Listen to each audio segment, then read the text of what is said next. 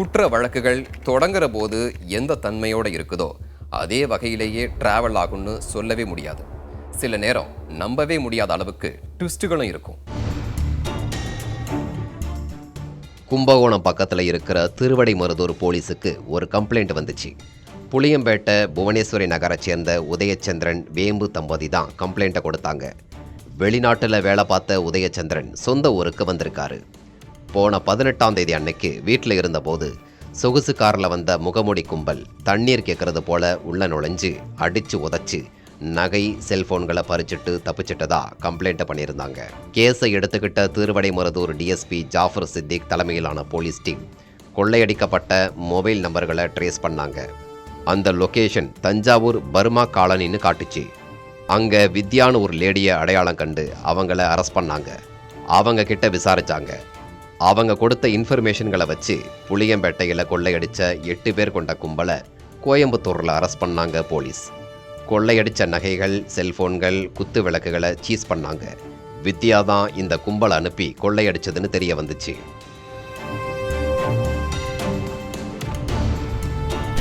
Okay, robbery கேஸில் கொள்ளை கும்பலை அரெஸ்ட் பண்ணியாச்சு, அபகரிக்கப்பட்டதை சீஸ் பண்ணியாச்சு.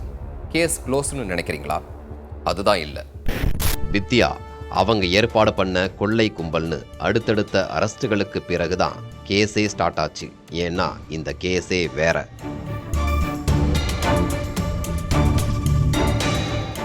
கைது செய்யப்பட்டவங்க கிட்ட நடந்த விசாரணையில் ட்விஸ்ட்டுகள் தான் வண்டி வண்டியாக கிடைச்சது போலீஸுக்கு. கைதான வித்யாவோட நம்பரில் இருந்து பறிமுதல் செய்யப்பட்ட வேம்புவோட மொபைலுக்கு ஏற்கனவே பல முறை கால்கள் போயிருக்கு. அதை பற்றி விசாரிச்சா வித்யா வேம்பு 2 பேரும் பாலியல் தொழில் செய்கிற பார்ட்னர்கள்னு தெரிய வந்திருக்கு. வாட்ஸ்அப் குரூப் மூலமாக தமிழ்நாடு முழுக்க பிஸ்னஸ் பண்ணுறாங்களாம்.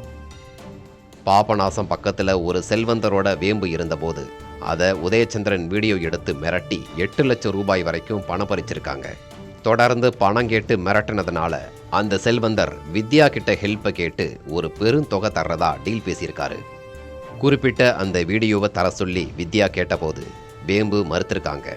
இதனால் முகமூடி கொள்ளையர்கள் போல தன்னோட அடியாட்களை அனுப்பி உதயச்சந்திரனை அடித்து உதைச்சிட்டு கொள்ளை ட்ராமா போட்டு மொபைலை பறிச்சிருக்காங்க வித்யா.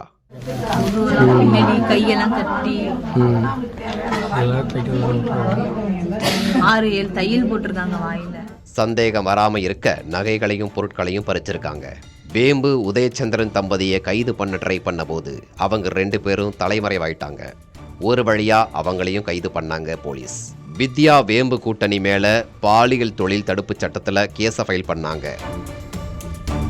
வித்யாவுக்கு உதவுறதுக்காக உதயச்சந்திரன் வீட்டில் கொள்ளையடிச்ச 8 பேர் மேலையும் கொள்ளை வழக்கு போட்டாங்க. வேம்பு உதயச்சந்திரன் தம்பதி மேல பணம் கேட்டு மிரட்டுதல் உள்ளிட்ட பிரிவுகளில் ஆக்ஷன் எடுத்திருக்காங்க. வீடு புகுந்து கொள்ளையடிச்சதுன்னு ஸ்டார்ட் ஆன இந்த கேஸ் நிறைய யூட்டர்ன் அடிச்சு கம்ப்ளைண்ட் பார்ட்டி உட்பட 11 பேரை அக்யூஸ்ட்னு அரெஸ்ட் பண்ணி இன்னொரு கட்டத்தில் வந்து நிற்குது.